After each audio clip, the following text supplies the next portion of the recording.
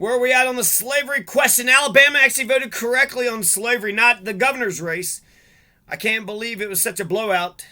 But when it came to slavery, Alabama says, okay, we'll say no to slavery, but still keep their white supremacist governor. So it's very tricky, Alabama, but it's a step in the right direction, so I can't. Tennessee, I would have definitely kicked both of them in the dick. If they would have kept slavery. They're the fucking South. Of course they want fucking slavery. I'm glad they voted correctly, but if you ask them what was in their motherfucking... It's because the black folks are voting there. That's why. Vermont, Louisiana, and Oregon. The slavery question was up for 5 states. And it's not so much do we want to go back to slavery, but after the Civil War, after slavery was, Emancipation Proclamation, after it was made illegal. After slavery was made illegal, it was still put in the 13th or 14th, 15th Amendment that an exception could be made if you're convicted of a crime. And so we've created a brand new Jim Crow. The new Jim Crow, the new slavery is this. You lock Mr. Black Man up for some dumb petty offense, put him in jail, make him do hard time, and now he's out on the interstate picking up garbage. Why? Because the local sheriff wants some free labor, and it's beneficial to go around planting a bunch of drugs on the black folks. So, i.e., new Jim Crow. New Jim Crow. So, and then when it comes to slavery, people might say, well, what are they going to do? Just sit around? I mean, they can go out and work, and heck, they probably like to do outside work in detail, right? They can't wait to get breathe out and the oxygen and the sunlight and whatnot. Pay them $1, pay them $0.25, pay them an extra milkshake, They're basically prisoners. They don't really have many rights. So when they go out and do detail, pay them, $1 an hour or some shit. Just, it can't be slavery. You can't just say, okay, I'm going to use your body and your labor and your services. I'm going to exploit your sweat. I'm going to exploit your sweat and effort. And so that's what the slavery question is for Alabama, Tennessee, Vermont, Louisiana, and Oregon. Yes was winning in Oregon. And yes won in Alabama and Tennessee and Vermont. Which is shocking that Alabama and Tennessee jumped on board. Vermont, okay, good. That seems right. That's Bernie Sanders, of course. Yolanda Flowers did not win Alabama by a large margin. I was pretty sad about that.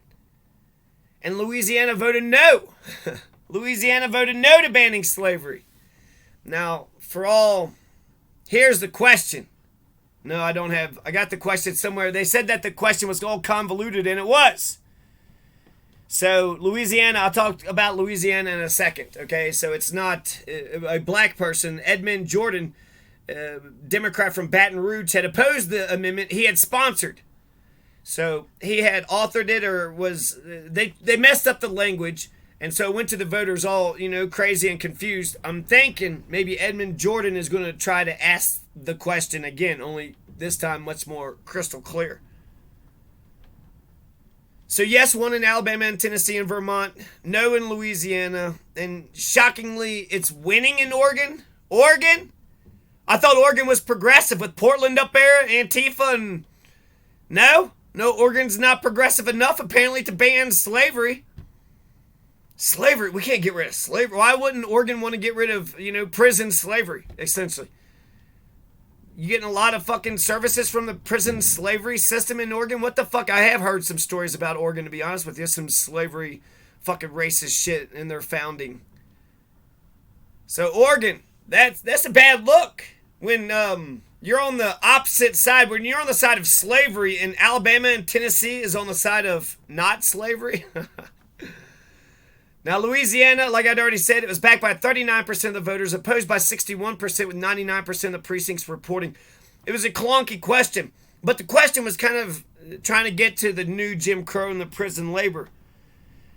Just ban slavery outright. Just have an outright ban of slavery. Make the language so crystal clear that you just can't have slavery. Not in prison, not outside of prison. Have no fucking slavery ever again. Just get rid of fucking slavery. You cannot exploit another person's labor and services. You have to pay them. They have to agree to it's got to be wage, and it's got to. So that Louisiana thing, I wonder if I have the thing, it was all clunky, but it was kind of saying like, Do you want involuntary servitude to be illegal except as used in the criminal justice system? So it's almost like the same damn thing. It's almost like, do you want to ban slavery except for if you're convicted of a crime? And that's the language that's currently on the books right now. And so when you got white supremacists are like, well, dang, we can't just be racist anymore. But hey, wait a second. If you convict somebody of a crime, then you can exploit their labor. Oh, dang. So now, old Jim Crow, that son of a bitch, old fucking Jefferson goddamn Davis. So there you go. Now let's analyze all the reasons for shots fired. If you hear shots fired, you know, this is America. Like, that doesn't, it's not like Fort Sumter. Shots fired. It's not, I mean, there's fucking goddamn target practice. There's, you know, people just getting drunk and having a good time. The 4th of July celebration. Maybe it's fireworks. Shots fired. Oh no, they're celebrating the independence of our nation. Oh no. Could be a police action, right?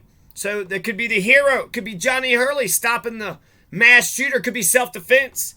It could be felony menacing. It could be some kind of crime, right? It could be a cold-blooded murder. It could be felony menacing. Or it could be self-defense. It could be warning shots, a police action. Or it could be target practice. It could be foolishness. The gun fell over. Maybe they just didn't put the gun upright and the gun fell over. So stupidity, target practice. It seems like half the reasons there's some kind of legitimate reason. The other half seems like a situation. So I'm just, you know, in terms of game theory, there's only, okay, when you hear 911 or you're the APB, you're a cop and you hear shots fired, do you automatically assume the worst? Do you automatically assume that it's, you know, fucking balls to the wall, you know, all clad in a military gear and shots fired? Or do you just think, oh, it could have just been some asshole, you know, shooting a couple shots at a tree, you know, outside his bedroom window, and then people are like, what? Shots fired, shots fired. I remember living in Pueblo, Bessemer, them criminal motherfuckers. There was a guy, Ricky somebody, Muniz, I'm not for sure. Somebody had got killed about a year or two in the alley right where I live. So I've always had to live in poor areas because I couldn't afford to live in nicer areas. So he got shot in the back, you know, in the alley, and that fucking area was still, you know, overrun with a bunch of fucking gangster motherfuckers. So, yeah. Every once in a while I would just shoot a couple shotgun blasts just to kind of say, hey, you know, I'm watching you guys. Everybody, just back up. I can defend myself. So just to let people know. Just to back people up.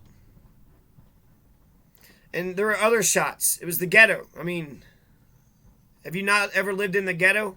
When you live in the ghetto, you'll hear a burst of 10 gunshots and nobody says or does anything about it. And it happens every once in a blue moon.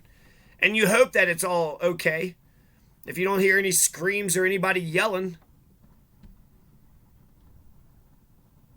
So anyways, those are all the reasons for shots fired. To murder in cold blood, drunken, dangerous, foolishness, stupidity, the gun fell over, target practice, 4th of July celebration, or some kind of other celebration, police action, self-defense, felony menacing, and warning shots.